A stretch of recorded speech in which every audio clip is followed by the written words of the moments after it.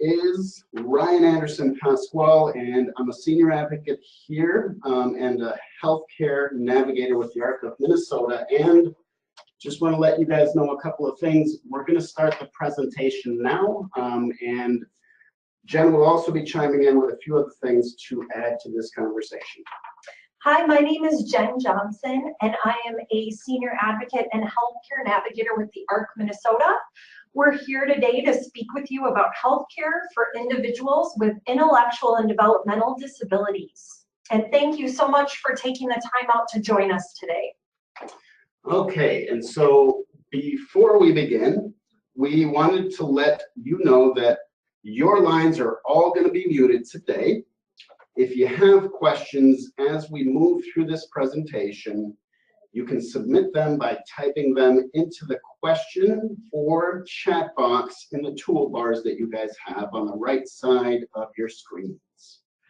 We'll be collecting them and answering them verbally at the end of the presentation so that everybody can hear the responses.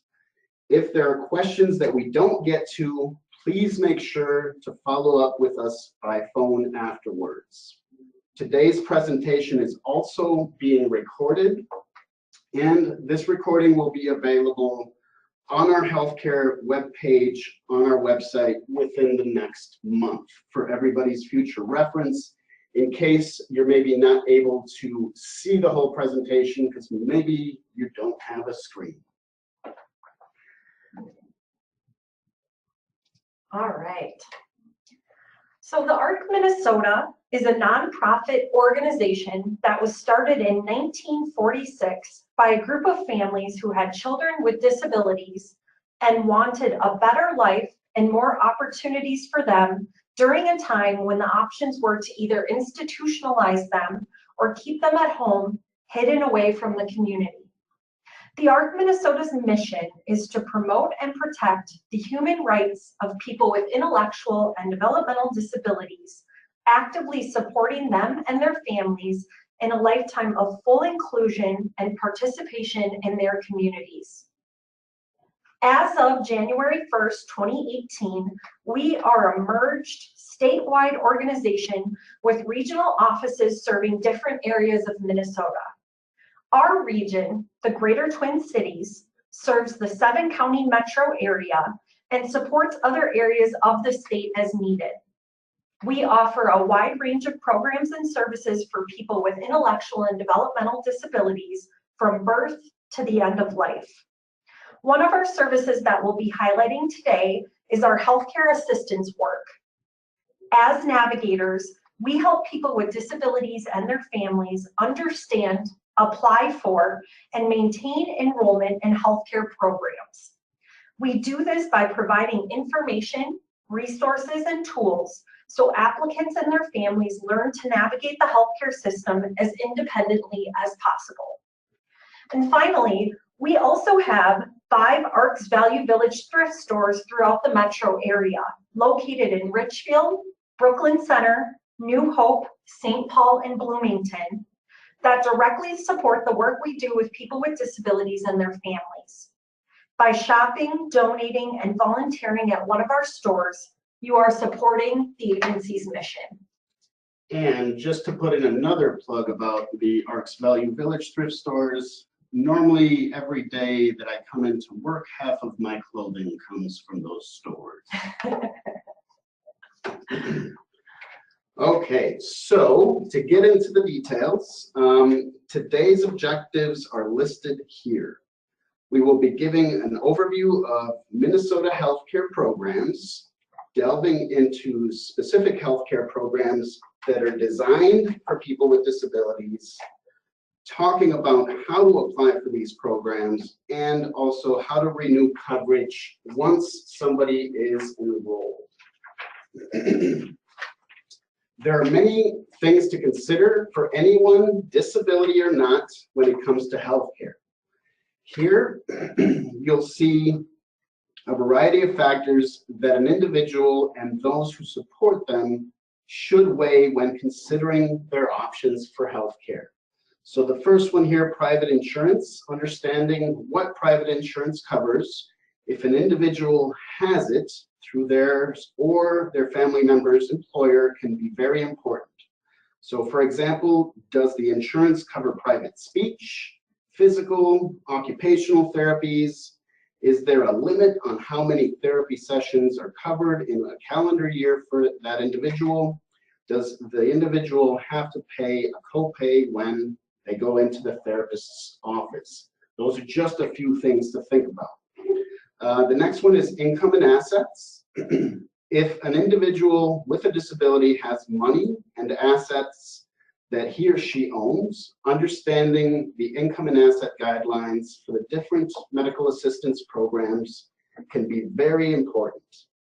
Does the individual have a great deal of money in a savings account? Did they receive an inheritance? Would the individual have to spend some of that money in their savings in order to be eligible for medical assistance? Is it all worth it? There's a lot of variables involved. The next one here is premiums. Recently, there's been a lot of media coverage about rising insurance premiums. I don't think it's just been recently, it's ongoing. And it is important, it's an important issue that impacts everyone regardless of disability or not. Helping an individual understand what they may have to pay each month for their healthcare premium can be very important. Is it affordable? Are there other options that may be better fit to support them? Next one here is disability services. It is also important to the person with the disability to have access to county disability services and supports. So that was meant to be a question, actually. So is it important for them to have these services and supports? Do they want or need these services in order to be more independent, to work, to learn new skills, or to even just get around? Do they need or want disability-based medical assistance in order to pay for these services if they are eligible? The next one here is the consequences of being uninsured. So as you may or may not know, under the Affordable Care Act, or also in the past, sometimes known as Obamacare, there is an annual penalty individuals may face for not having insurance during that year. Some people choose to go without insurance because in their situation, paying the penalty is cheaper than what they pay in insurance premiums. The other major consequence and risk of going without health insurance is if the person gets injured or has an accident that requires a hospital stay and or ongoing medical care. Without insurance, the person may be facing very large bills and may find themselves in a tough financial situation. The next piece here is individual choice. And this one relates to honoring what the individual with the disability chooses for him or herself is key. And sometimes that will include family members also. So family members and or navigators can support an individual in considering the options and the possible pros and cons of each one of those options. We can also talk to them about what's important to them and important for them. If we think we know what's best for someone, it's not our role to force that choice onto them. Great. Now we're going to shift our focus and talk about MNsure. So MNsure is our state insurance marketplace and is the place that some of these programs, healthcare programs you see listed here, that's where they're available through. MNsure was created in 2013 as a result of the Affordable Care Act. Minnesota, we chose to develop our own health insurance exchange instead of using the one that was created and run by the federal government. Applicants apply online or by using a paper MNsure application. The MNsure system looks at an applicant's eligibility for health insurance based on income, household size, age, and other factors. The first program available through MNsure is Medical Assistance, or MA. MA is Minnesota's name for Medicaid, which is the federal term, and is designed for people age 65 and up, people with low income, children, pregnant women, and people who are blind or have a disability. The Minnesota Department of Human Services oversees the MA program, and county financial units manage enrollees' cases and coverage. There are two ways that people receive medical assistance: through fee-for-service or through managed care.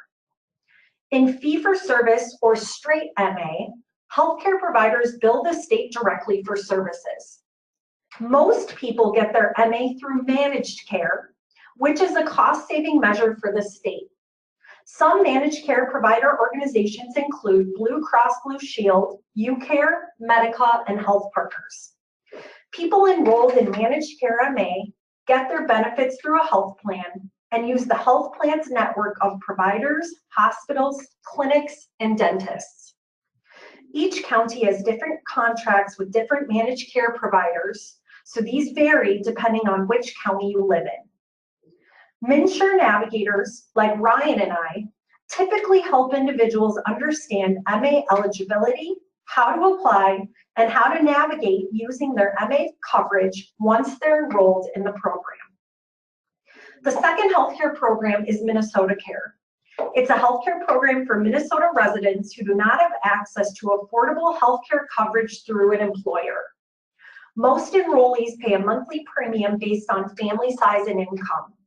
The Department of Human Services oversees the Minnesota Care program, and the Minnesota Care office manages enrollees' cases and coverage. All Minnesota Care enrollees get their healthcare services through a health plan or managed care. People choose their health plan from the options available in their county. MNsure navigators typically help individuals understand Minnesota Care eligibility, how to apply, and how to navigate using their Minnesota Care coverage once they're enrolled in the program. The third option through MNsure is qualified health plans, or QHPs. These are private insurance plans that insurance companies sell through the MNsure marketplace. MNsure is the only place where applicants can find out if they qualify for help to buy a QHP. The financial assistance comes through tax credits that applicants use to help lower the cost of the monthly insurance premium for the plan they purchase through MNsure. Insurance brokers specialize in qualified health plans and are typically the best assisters to help applicants who want to purchase a plan through MNsure. Navigators like Ryan and I can answer general questions about qualified health plans, but we can't recommend a specific plan because we're not licensed like insurance brokers are. Okay, so now we are going to shift our focus to specific healthcare programs for individuals with intellectual and developmental disabilities. There are multiple programs for people with disabilities of different ages and in different stages of life. We like to think about medical assistance as an umbrella that you see on the screen, with some of these specific programs underneath it.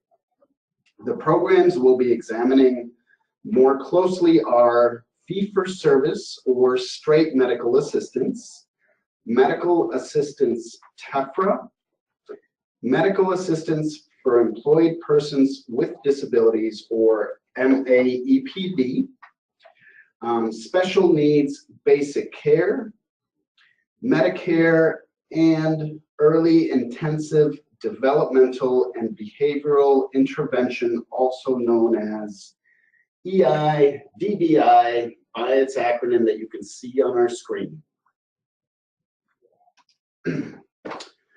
So, fee-for-service or straight medical assistance is the first program under this medical assistance umbrella. This program is for children and adults who have a certified disability and whose household size, income, and age fall within the medical assistance program guidelines. There are two ways that an applicant can qualify for straight medical assistance. The first is by receiving a disability-based Social Security benefit and having a disability certification through Social Security Administration. So the key thing is disability certifications. The second way is by being certified disabled through what's called the State Medical Review Team, quite often referred to as SMRT by its acronym. So the State Medical Review Team is a group at the state level who, after reviewing medical and disability documentation about an applicant, determines if the diagnosis or condition meets Social Security's disability criteria.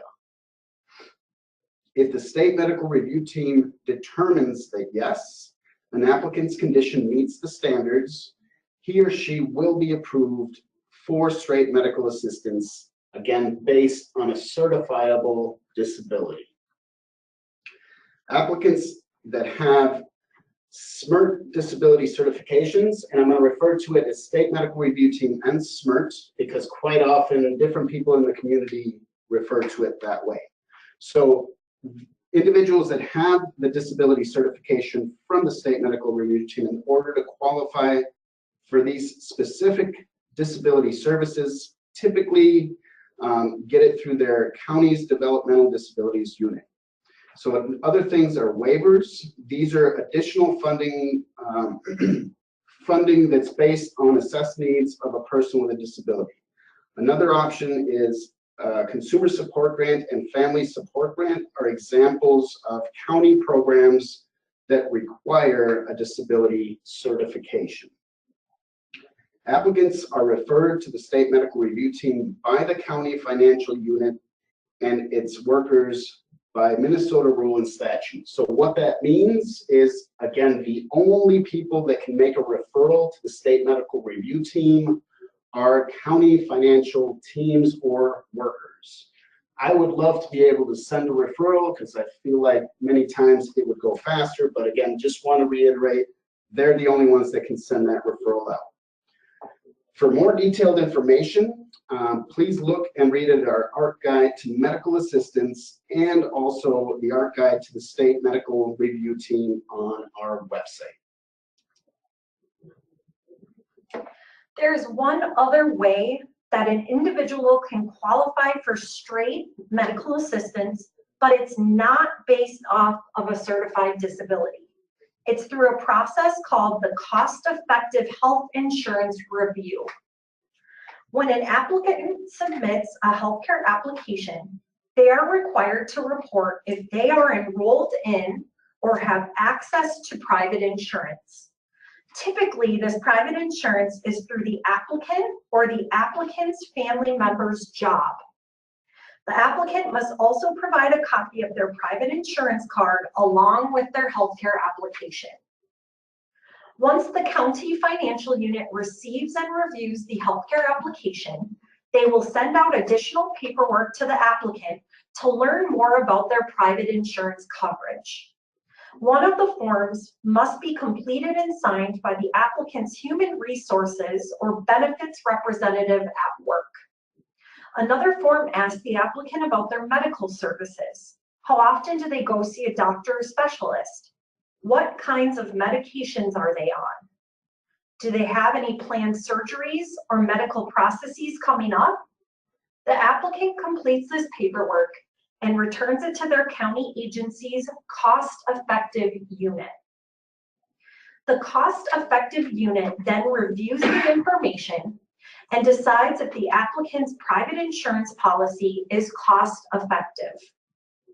If the policy is determined cost-effective, medical assistance reimburses the applicant or family for the applicant's private insurance costs. This helps keep the individual with the disability on private insurance, which pays first, and then medical assistance pays second.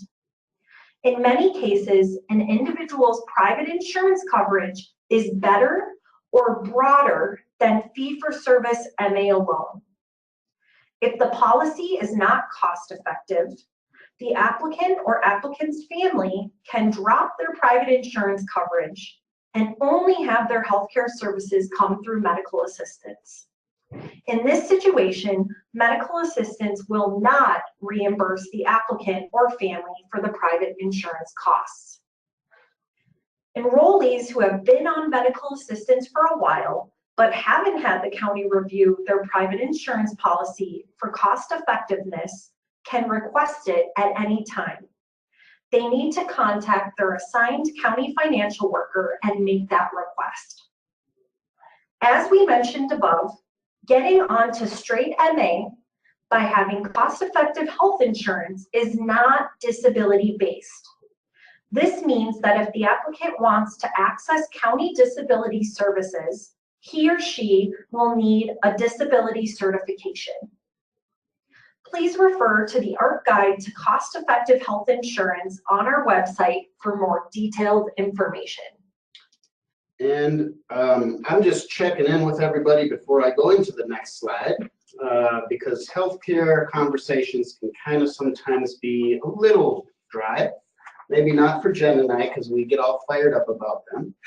But I'm just stopping, pausing, making sure everybody's kind of aware, still there, and can do a little stretch. And I'm going to keep on moving to this next slide. So the next program under the medical assistance umbrella is medical assistance TEFRA. It is for children and young adults with certifiable disabilities up to the age of 19 who are ineligible for medical assistance due to the parent's income being above the medical assistance program limit. Parents are assessed a monthly fee based on their adjusted gross income from their most recent federal tax return. We encourage parents to get an estimate of their fee before deciding to apply for medical assistance TEFRA for their child or children. We can get an estimate using the online parental fee estimator or also by calling the parental fees unit and having a conversation with them.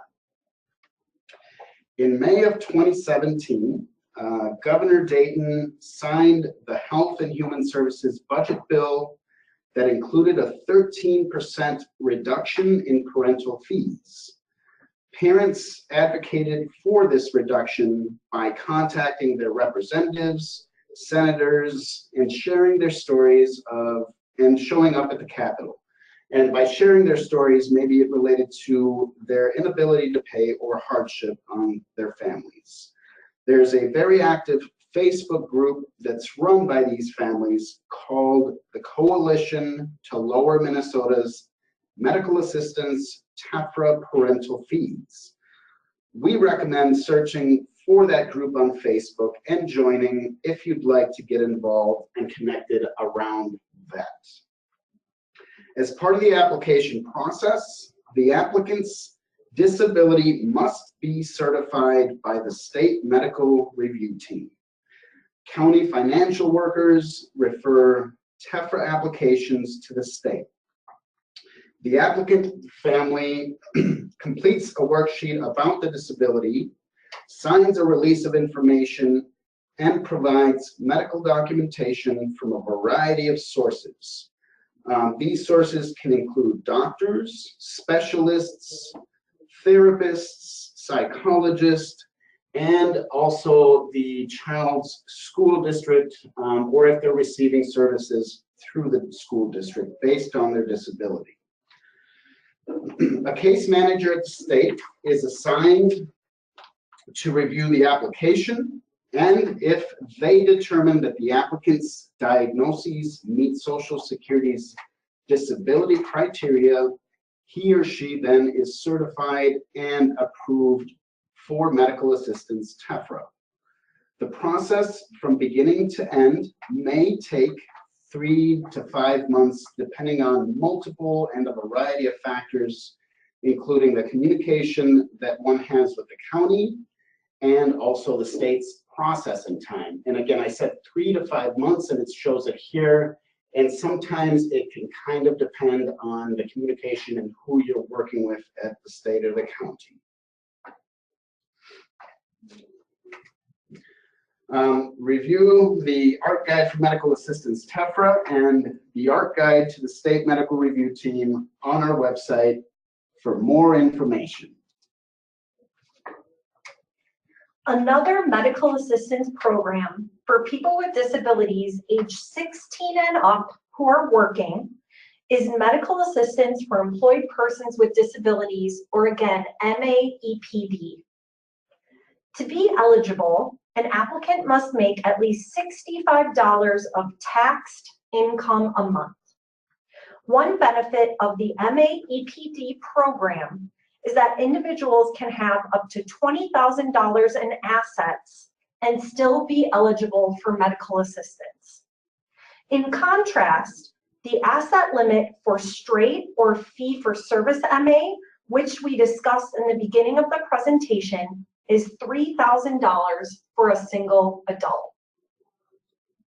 Applicants must have a certified disability through the Social Security Administration or the State Medical Review Team in order to be eligible for this program. Enrollees in MAEPD pay a monthly premium, which the minimum monthly premium is $35, and an unearned income obligation. The unearned income obligation is 0.05% of their monthly Social Security disability benefit.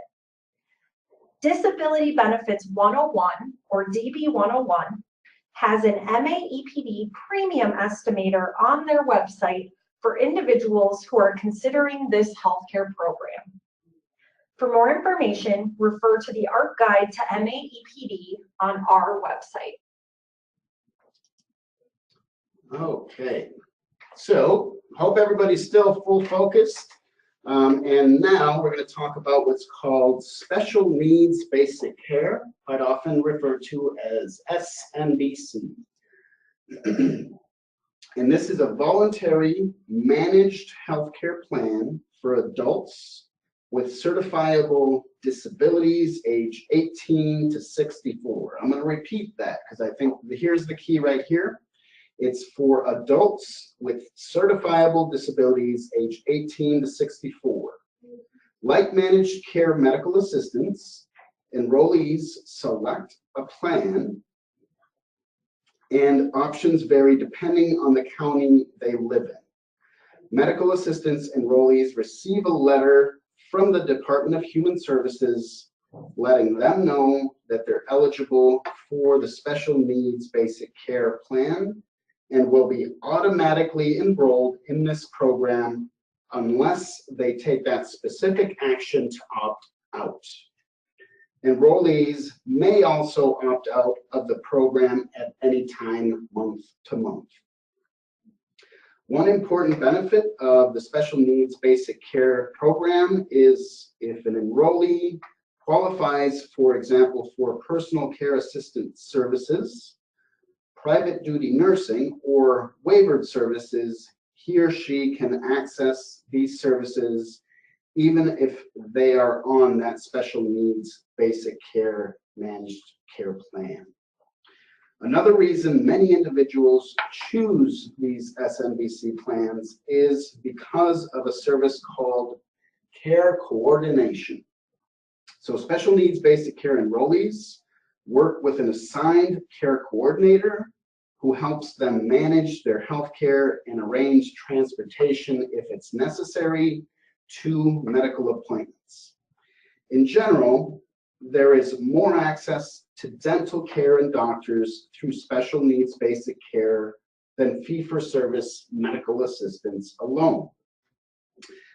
Visit the Department of Human Services website on Special Needs Basic Care for more detailed information about this specific program. Administered by the federal government, Medicare is a health insurance plan for people with disabilities who cannot work and people age 65 and over. Medicare is a collection of related programs, each helping to cover and pay for different aspects of medical care. Medicare savings programs through medical assistance help cover some Medicare Part A and Part B out-of-pocket costs, including co-pays, co-insurance, deductibles, and premiums. They do not give access to medical assistance coverage, services, and supports. If you'd like more information about Medicare savings programs, please refer to Disability Benefits 101. The final program we're going to speak about today is the Early Intensive Developmental and Behavioral Intervention, or EIDBI, and is often called the MA Autism Benefit Set. This name, however, is somewhat misleading, as the program isn't only limited to individuals with autism spectrum disorders, and it isn't only available through medical assistance. The program went into effect July 1st of 2015 and is managed by the Minnesota Department of Human Services. The purpose of EIDBI is to provide access to medically necessary early intensive interventions for children and young adults under 21 years old. As I mentioned, the program is for individuals with autism spectrum disorders and related conditions, which include fetal alcohol spectrum disorders and Rett syndrome, for example. This program is unique from the others we've discussed today in that it's available for children and young adults enrolled in fee-for-service MA, managed care MA, and Minnesota Care. In the past, children had to be enrolled in fee-for-service MA in order to access specialized therapies and treatments. Through the EIDBI program, children and young adults can access 5 types of treatments and therapies that are based in science and developmental theory and have been proven to be effective with individuals with autism and related conditions. Other goals of the Early Intensive Developmental and Behavioral Intervention Program include parent and family education, training, and support to promote an individual's independence and involvement in all areas of his or her life in ways that are meaningful for him or her, and to improve the long-term outcomes for the person and his or her family. We recommend visiting the Department of Human Services EIDBI website for more details. You'll see that web address listed at the bottom of the slide. There is also a parent advisory committee that provides input and guidance to the state on this program. You can learn how to get involved if you're interested and read past meeting minutes on the website. There's also a new Minnesota Autism Resource Portal through the state as well. The link is shown here at the bottom of the slide. Okay, so now, hope everybody's still engaged, full force, and ready for the afternoon. So now we're going to shift our focus to the different ways individuals apply for Minnesota healthcare programs. So the first application process is using an online or paper MNsure application.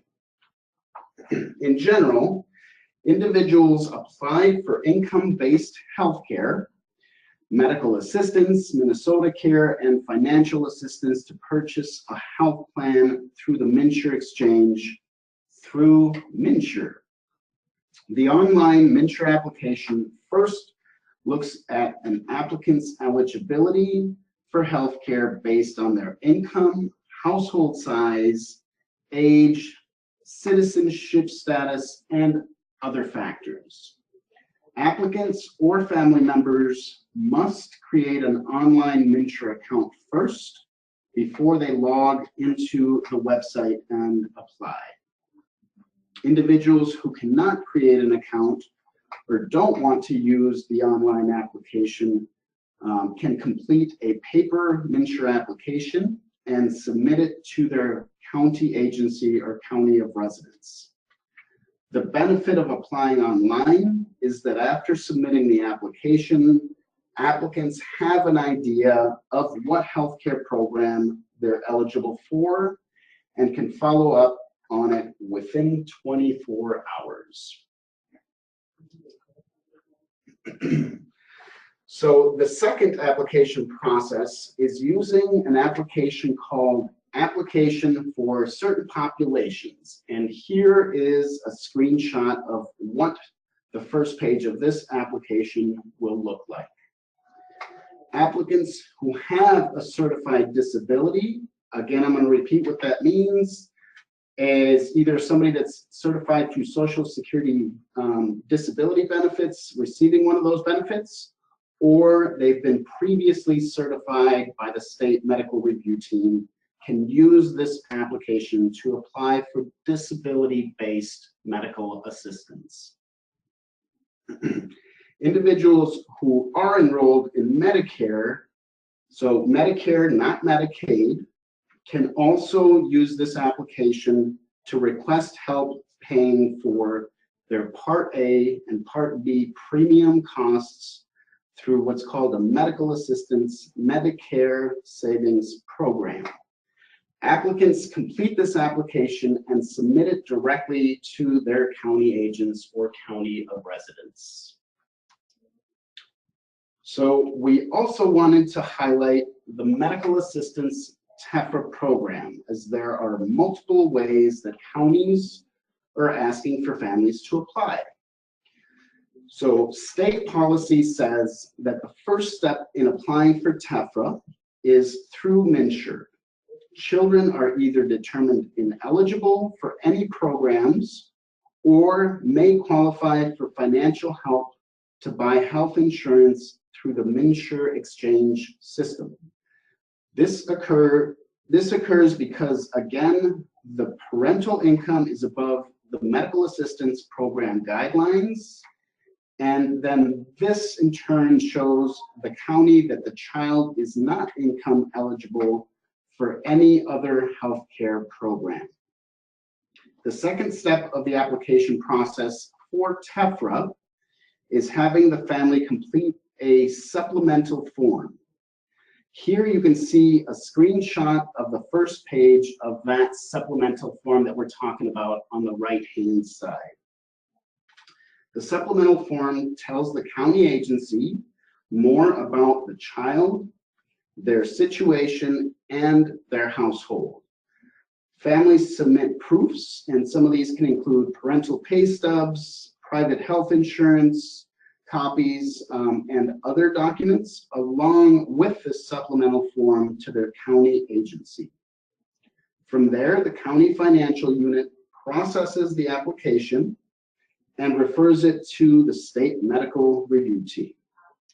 If the state certifies the child as disabled, the family and county agency receive a disability certification notice. That's what the county agency is waiting for and needs in order to open and activate the child's pending medical assistance TEFRA coverage. It is important that families follow up with their county agency to make sure that that child's medical assistance TEFRA case is being opened timely. Even though what I described is all state policy, the daily practices that counties are using differ.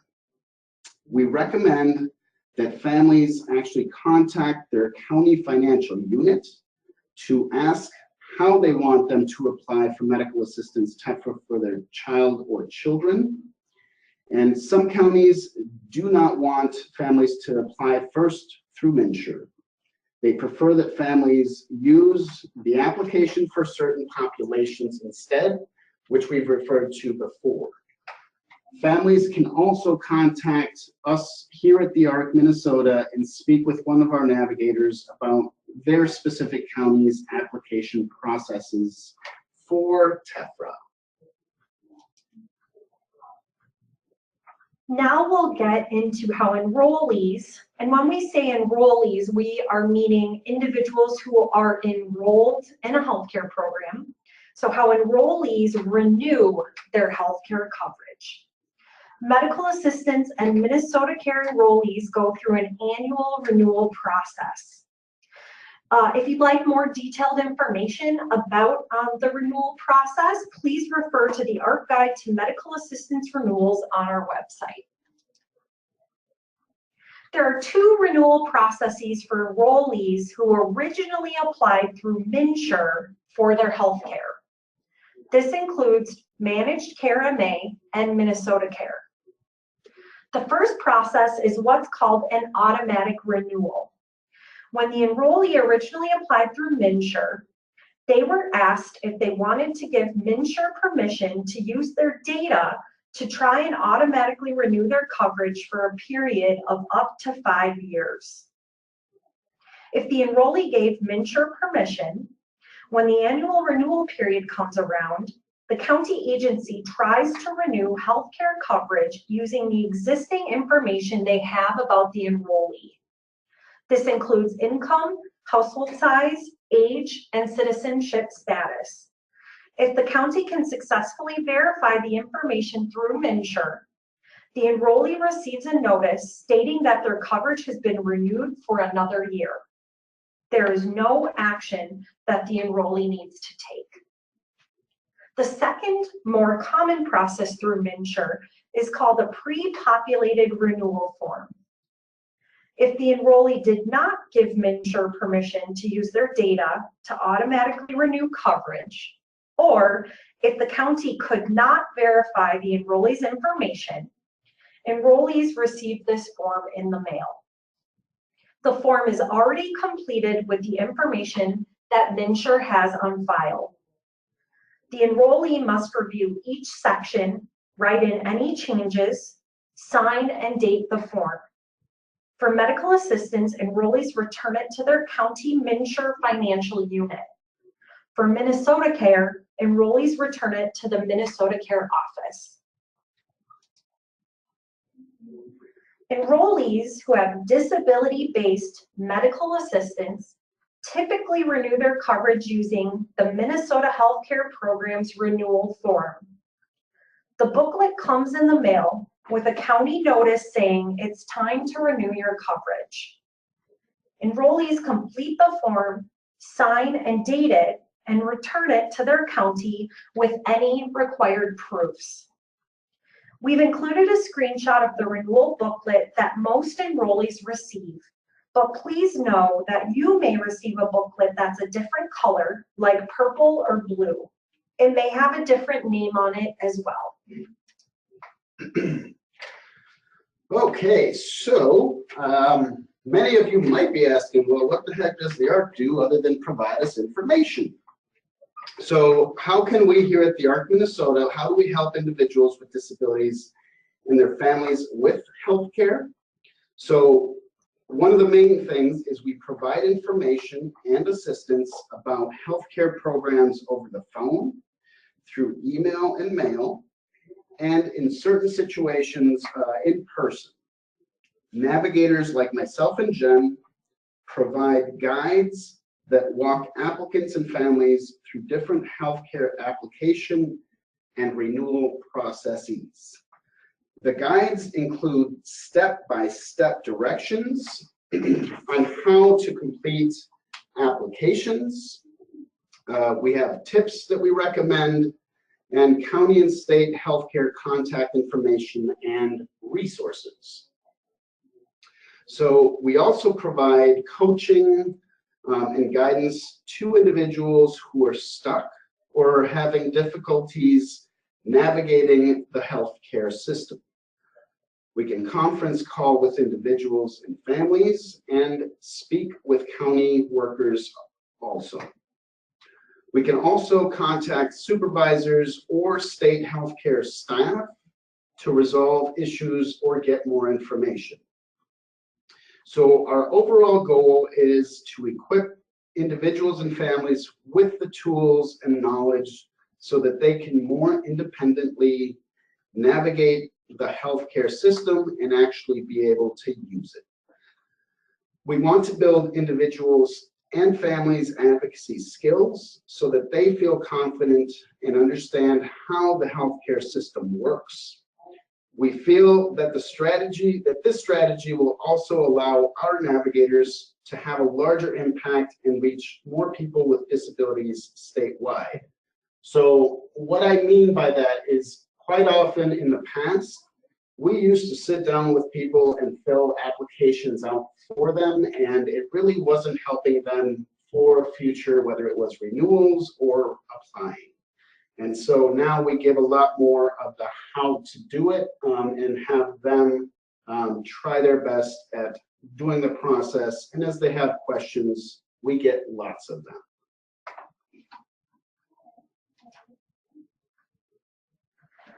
So here are some of the resources we've covered during our presentation, but these are ones we highly recommend if you would like more information about the healthcare programs and the application and renewal processes that Ryan and I discussed today.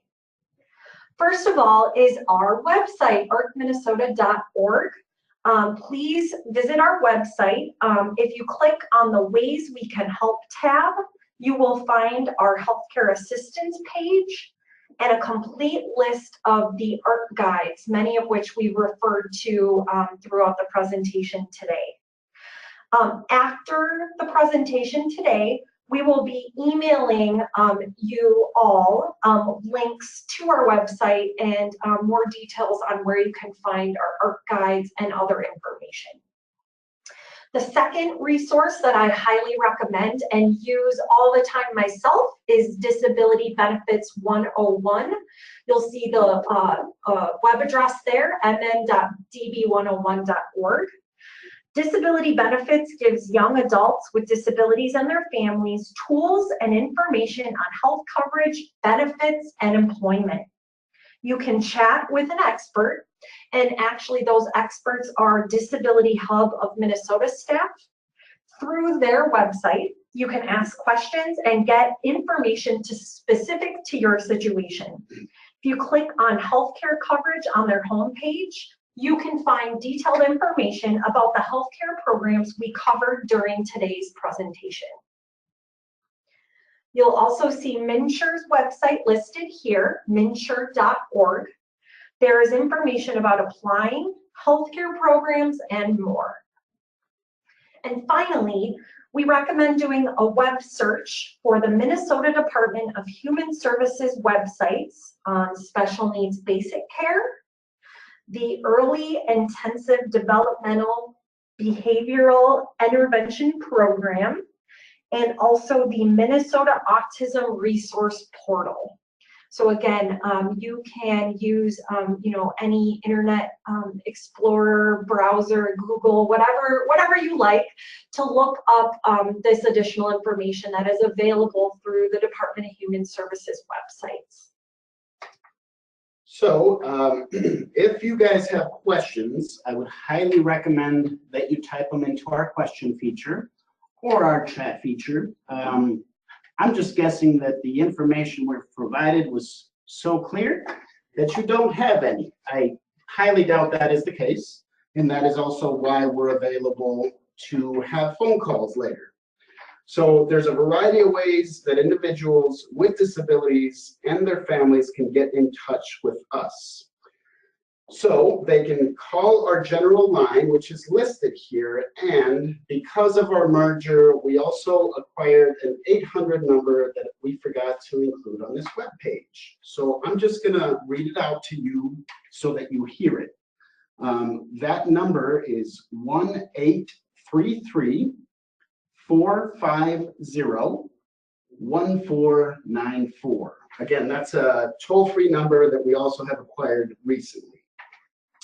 And we are available Monday through Friday from 8:30 a.m. to 5 p.m. You'll be asked what topic you're calling about, and will be directed to the advocate who is best equipped to answer your questions and provide information to you. Our general email address is also listed here. You can submit a question through the Ask the Advocate feature on our website, and you'll get a response typically by phone because of the complexity of the responses quite frequently. and by the end of the next business day. You can also walk into our office in St. Paul during our business hours if you would like to speak with an advocate in person. We're located near the intersection of Highway 280 and University Avenue. So as Brian has been encouraging you all throughout our presentation today, this is the time for questions. So please don't hesitate. There are no dumb questions, especially when it comes to a topic as complex as healthcare. And we are here to hear what your questions are, and would be happy to talk through anything, any burning questions. If there's something you think we missed, if you have ideas for future presentations or future healthcare topics you would like to see Ryan and I present on, this is your chance, your opportunity to share that with us. And so again, as Ryan said, you can use the chat feature on the toolbar or actually type in your questions under the questions section. Either one, we're checking both. We will give a second here to see if we have any questions. So wonderful. We actually do have some questions, and I noticed that somebody had their hand raised for quite a while. And what I mean by their hand raised is through this electronic thing where you can choose to raise your hand. So what I would recommend for the individual raising their hand is that they request that question through our chat feature or through our question feature. So somebody asked here, they just mentioned, sorry, I joined late, but who did you say can make the referral to the state medical review team? So that is the question, who can make the referral to the state medical review team? And the answer is, by rule and statute, the county financial teams or financial workers are the only ones that can make referrals to the state medical review team. So the county agency is the only one that can make that referral. Okay, so that question is answered. I love questions that have a clear answer. The next question is, would you recommend private long-term care insurance for a young adult with a disability? So I'm just going to say, great question. And I think best answer kind of relates to what's important to you or to that individual that you're trying to support. So I think a lot of what you're asking about is long-term care insurance is going to support maybe with multiple different things, and it possibly could support with, if somebody's eligible for a waiver, that can maybe be part of it. So therefore that's long-term care based on the disability that they have. So I guess my kind of long, short answer is yes, it can be beneficial. And the other factors to keep in mind is there's income that limits some of that long-term care eligibility. You have to be within certain income guidelines and many other factors. So yes, is kind of the long or the short answer, but there is a long one involved. And I think the other thing, Ryan, I think that's great. And the other thing I guess I would say is, like Ryan said, something that we do at the ARC and we specifically as navigators try to do is bringing it back to the person. So the person with the disability, that young adult that has the disability, we can definitely have that conversation with young adults and parents together to talk about, like Ryan said, what are the healthcare needs that that person has, what matters to them when it comes to their healthcare.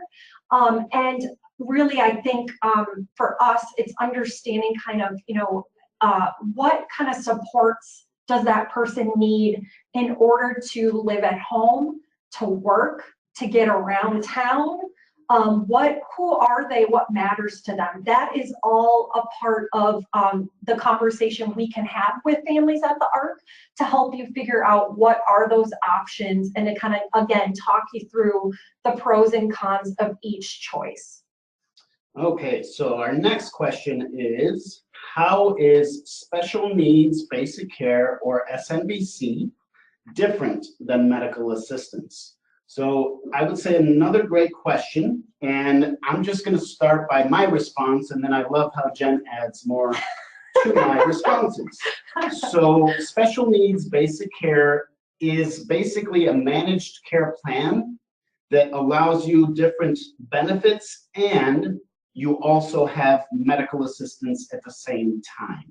So literally, sometimes when people opt out of the special needs basic care plans, I'm not sure really what the benefit is to do that, because really you have a managed care plan with a care coordinator, and then you also have medical assistance that provides waivered funding and supports. That's the funding stream for those types of services.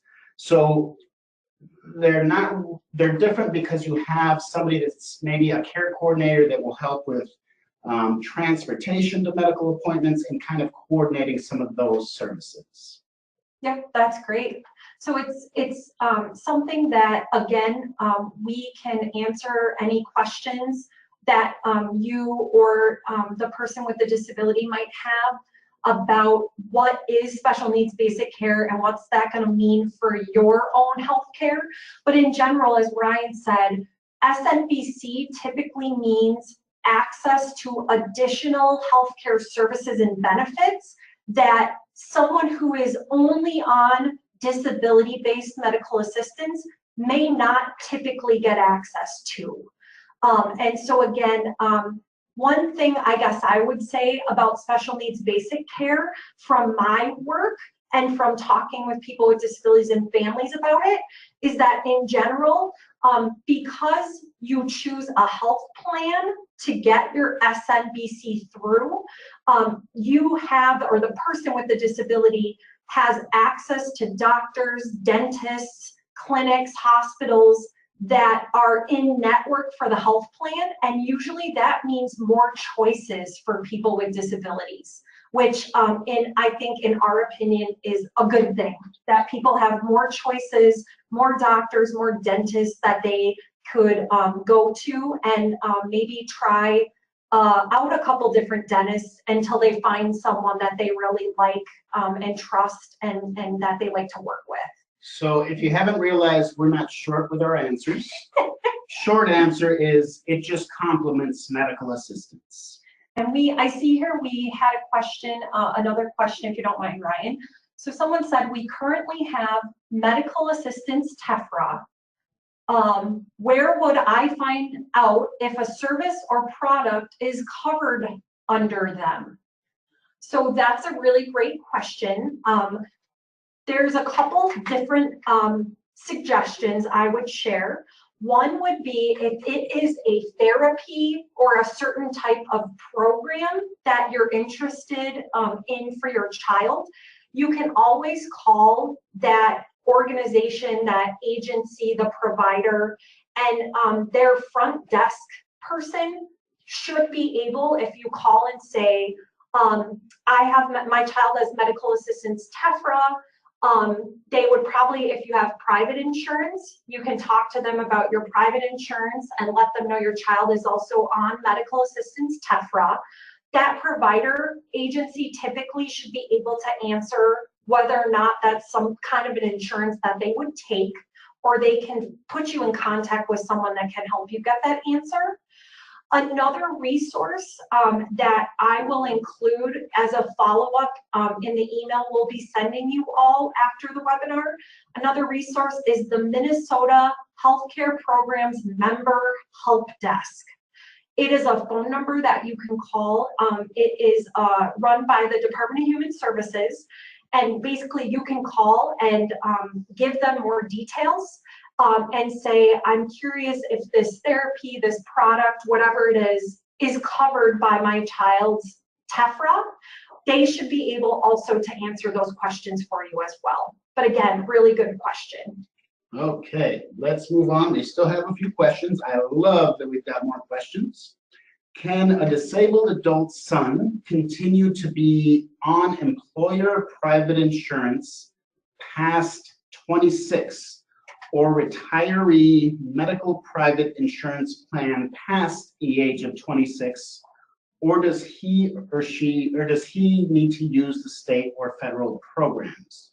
So I think your question is great, and I think there can be a couple of different answers to this. So if your employer allows for that to occur, and why I say that is because I've come to understand with working with multiple families that certain medical plans or private insurance plans allow for you to keep dependents or family members ongoingly on those plans. So beyond the age of 26. That is very rare to hear or find. But I think the question that you're asking, if you can and they deem it cost effective, I would see no reason why you wouldn't do it, because that's going to be the first payer of service. And typically it's a lot richer to find service providers because sometimes not all providers will take medical assistance. So again, the rare occasion you can do it past the age of 26, but based on the Affordable Care Act rule or law, 26 is up to the age of which private insurance can be provided for family members or dependents. But again, it's something where it's really rare to have that ability to keep somebody on that private plan past the age of 26. That's great. Okay, the next one. I joined late also. Can you make this available as some sort of link on your website? Would love to be able to hear what I missed. So yes, wonderful. We're glad you came. Even if you came late, we're glad you're here. Yes, as we said in the beginning, but we can definitely repeat it now. This presentation is being recorded and will be available on our website within the next few weeks. I will be emailing everyone that registered after the presentation today with links to where you can find this recording on our website. So you could listen to it whenever you want, 2 in the morning, on a Friday night, if that's how you want to party on your Friday night. At any point, you can listen to the recording in the future. And I think the key here is we're also going to be sending maybe the link to this presentation, but it won't have us speaking, which I think gives a lot more of the details. So like again, Jen mentioned, within the next month, it will be on our website with all this talk that we already gave and also the answers to these questions. Thank you. So then the next question, what happens if there is a lapse in coverage and the provider is not able to provide services or services remain on hold until it is reopened? Is there a way to speed up this process? So that's I would say just kind of a loaded question, but I think it's a great one because I think it happens more often than not. So if there's a lapse in medical assistance because maybe somebody didn't get their renewal notice, maybe they misplaced it, there can be many, many different factors. Maybe it didn't get mailed.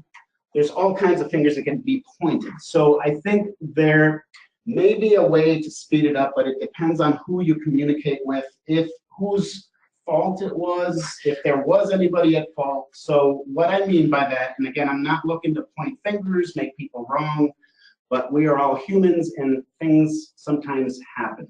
So let's say, for example, the medical assistance renewal maybe never got to the family or the individual, and therefore there's a lapse in coverage. I think having that conversation with the financial worker that's in charge of your case or the case of the child, that is the key thing. And if it isn't able to work, then I think the main thing is getting in touch with a supervisor to get the point across to see how it is that you can best support. The providers don't, sometimes it creates a rift because they're not getting paid if the medical assistance isn't open. So I think the key thing here is communication. And that would be communication with that provider to explain that you didn't get your renewal and that the medical assistance closed, and can they continue to provide service to the individual because it's in their benefit, and having it paid back later. So again, that's my long answer, and I don't think there is really a short one to that question.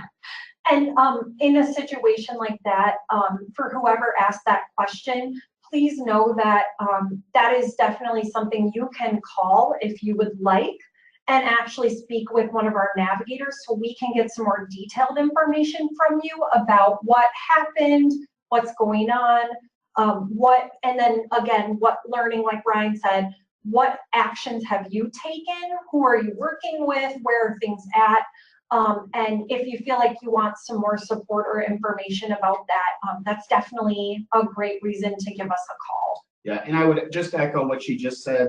It's an important resource to have a conversation with one of us to kind of get at these specifics. Okay. Do you want to read the last question Yep. that we have? We have one more question here, and it is for an individual who is turning 18, who is likely eligible for medical assistance at 18 under developmental and cognitive delays. Is there a benefit or downfall to keeping the individual on parents' health insurance until the age of 26? So great question, a lot of details, and there's an additional one, and I'm just going to read it. We'll answer the first one first. And should both medical assistance and private insurance be maintained?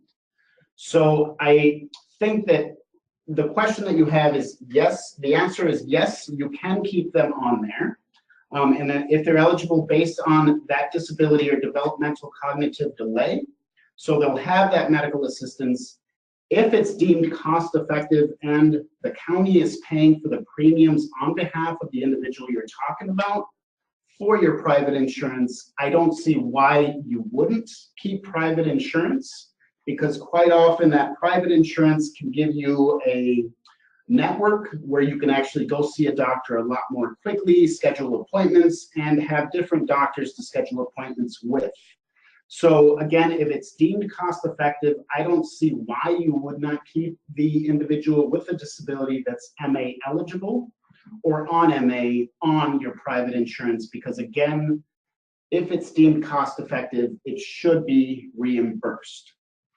So again, so to answer the last question you asked, should both MA and private insurance be maintained? I would say yes, if it's deemed cost effective for that private insurance, because it's just supporting that individual more. And not only that, but there's no loss of funding by just having that private insurance, because it should be reimbursed by medical assistance. Yes, great. I say yes. I say that's a great answer. Okay, well, I see that that is our last question. I think the last question is actually a comment that just says thank you. So we greatly appreciate that thank you, and we also greatly appreciate all of you on this call, all of you who've had this interest in learning these programs. And if there's any more specific individualized things that you guys need from us, you have our contact information, and just ask for one of us as a navigator. And we always have navigators on a call calendar, so you may get me, you may get Jen, or you may get one of our other awesome and amazing navigators / advocates. And we will wait just a couple more minutes to see if there's any other final questions that you guys might have. And also, like I said earlier, if you have any ideas for future presentations that you would like to see the ARC do, please feel free to share that with us. If you're a professional, if you're a parent, if you're a person with a disability, what kinds of trainings or workshops would you want to see us do? Any other questions, feedback, we are definitely open to hearing it.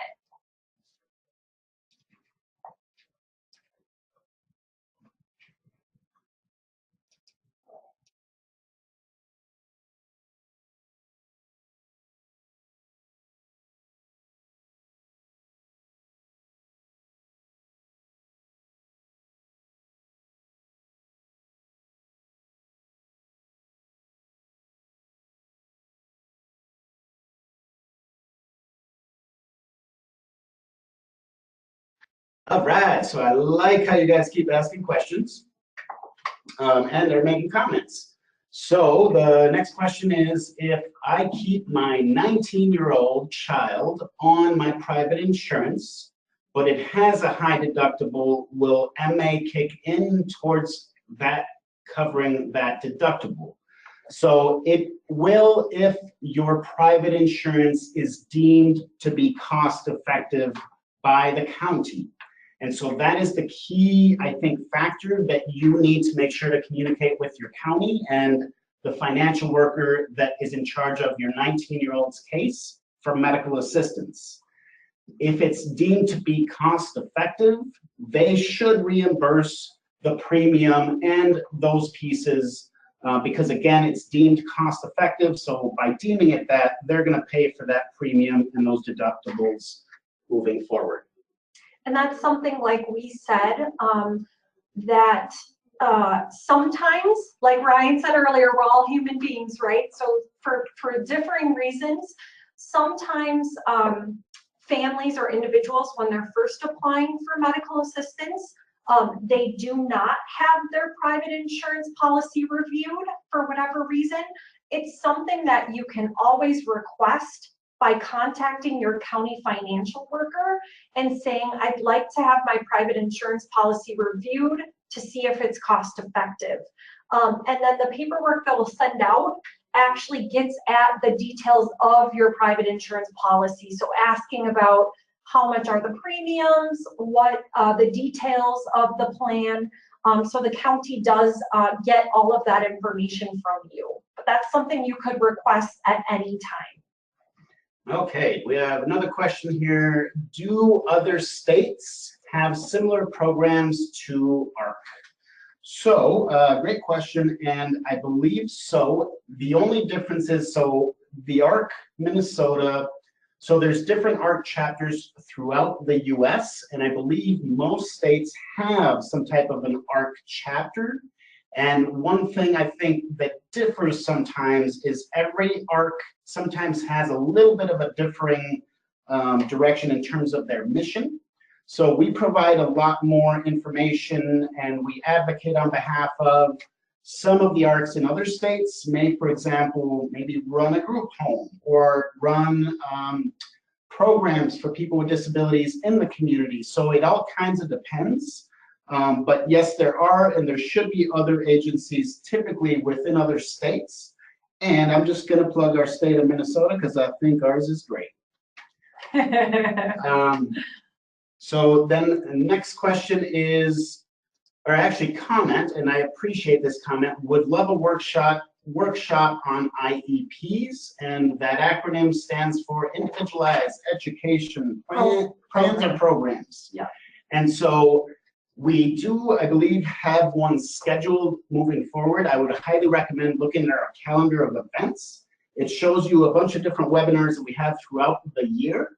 And one specifically that I'll be doing beginning of May is one around transitioning from special education into adulthood. So I'm just throwing it out there that that might have a little bit of an IEP reference.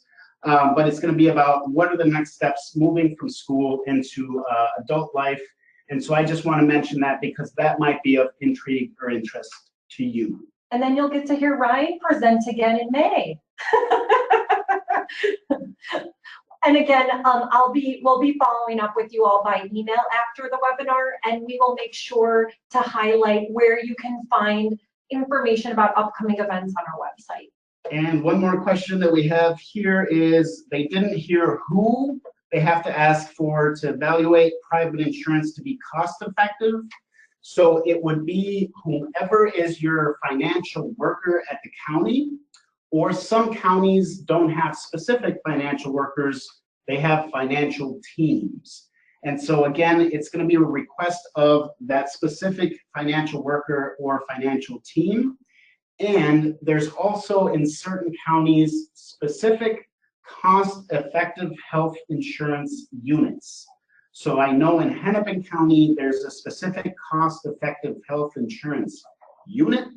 And so financial worker would be the first individual to go to, but then again, in certain counties, there's specific areas or departments that are for cost-effective health insurance workers.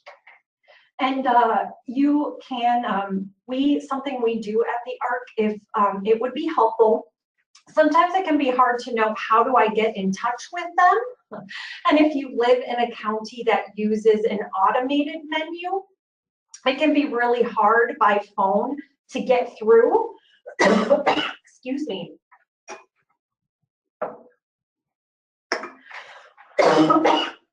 Excuse me again. So you can call us at the ARC and we can help you figure out how you get in touch with your county financial worker. All right. So one more question. It says, is there ARC in Alabama? So I'm not sure off the top of my head if there is an ARC in Alabama, but I believe that there is. I believe that there is at least one ARC chapter in each state, continental U.S. So I would definitely look into ARC Alabama. Just type it as you typed it into our question format. And if not, there's also an ARC US in Washington, D.C. You can get in touch with them and they can definitely connect you to all of the ARCs in all of the states. So I'm glad you asked that question because I totally forgot to mention our federal our chapter in Washington, D.C. that kind of oversees all the ARCs in the U.S. Okay, this is fantastic. And again, greatly appreciate all the specific questions. And if there's any more, we will kind of keep the line open for the next 5 minutes.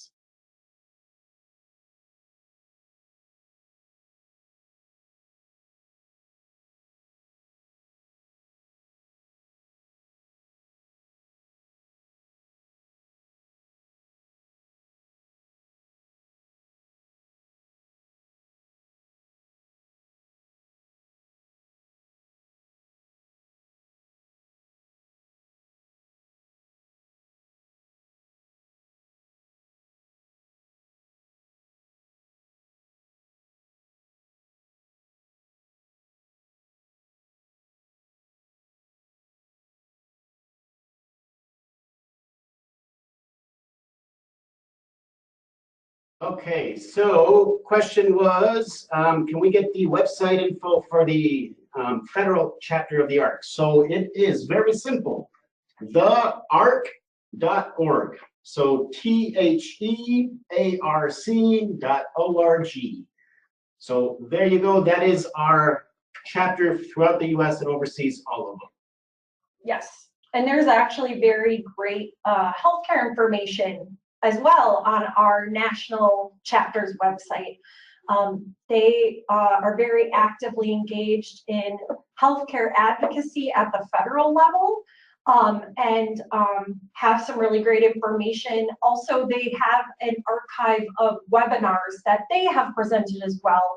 If you're interested in more of like a national perspective on Medicaid, medical assistance in Minnesota, but called Medicaid, there's great information on our national chapter's website as well. And then I just see some nice warm fuzzies. Thank you all so much for your comments. I'm very glad to hear that you found this information helpful. And this is exactly why we do these kinds of webinars throughout the year. And again, any questions you have about healthcare, please don't hesitate to reach out to us. And not only that, but if you found this helpful, you may know all kinds of people that might be interested in this information. Once we have that online link, I would additionally recommend sharing it with others. There's another question. Is there a resource that could help? If you go back down. Is there a resource that could help with taxes, especially for exempt? Okay, so, and I'm not sure what is meant by exempt, but there is definitely a place that can help with taxes for individuals that are below a certain income. And there's one here in the metro area called Prepare and Prosper. So they are a great resource for when it comes to somebody that maybe doesn't make a whole lot of money because they can't work or whatever it may be, and they usually will help with a lot of those questions around taxes. And if it's for a parent, they might give you some responses to some of your questions, but they may not do your taxes for you. So that's my answer related to taxes based on what you wrote. I would definitely follow up with, again, it's Prepare and Prosper. And they're a tax preparing agency that is a nonprofit that helps folks with lower incomes and maybe individuals that may also have a disability.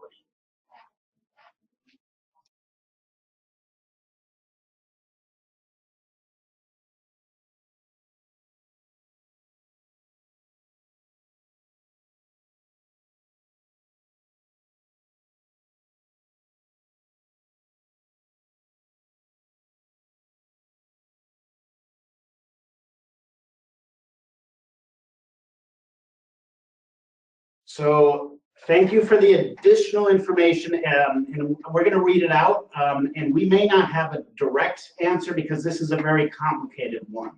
So what was mentioned additionally in terms of taxes, it is more for parental pay under waiver services. Most tax places look like a deer in the headlights when describing exempt pay. So we were giggling a little bit here in the background when we read that.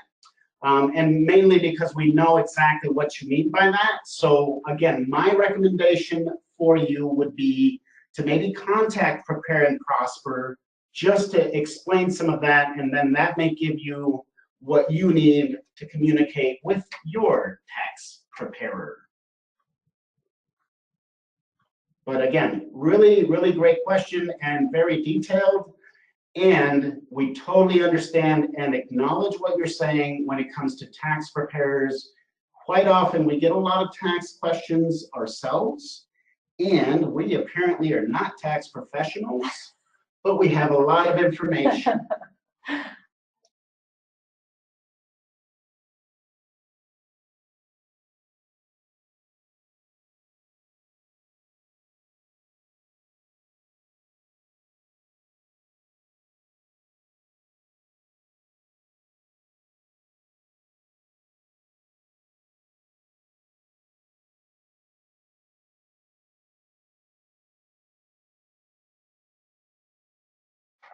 All right, so we have a few more minutes.